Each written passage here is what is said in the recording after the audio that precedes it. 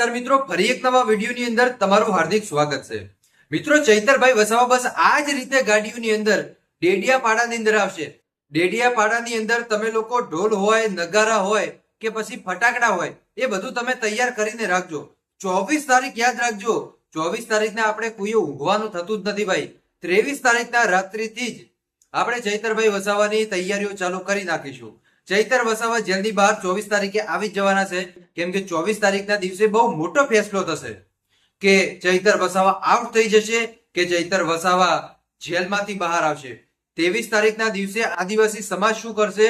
ડેડિયાપાડાની અંદર ઢોલ હોય, નગારા હોય, શરણાઈ હોય કે પછી ફટાકડા હોય એ બધું તૈયાર કરી નાખશે। 12 ધડાકા હોય કે 50 ધડાકા હોય એ બધું તૈયાર કરી નાખશે, કેમ કે ચૈતરભાઈ વસાવા આવી રહ્યા છે વડોદરાની મધ્યસ્થ જેલમાંથી બહાર।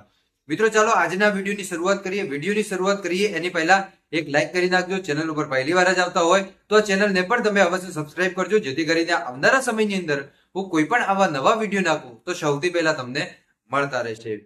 હવે તમારા ઘરની આજુબાજુ ઢોલ હોય, નગારા હોય કે ગમે તે હોય તમે લોકો તૈયાર કરી નાખજો, કેમ કે ચૈતરભાઈ વસાવા 24 ઓગસ્ટના દિવસે જેલમાંથી બહાર આવી રહ્યા છે। 24 તારીખના દિવસે ગુજરાત હાઈકોર્ટની અંદર એ બહુ મોટો ધડાકો થશે કે ચૈતર વસાવાને જેલની બહાર મોકલવા કે ન મોકલવા।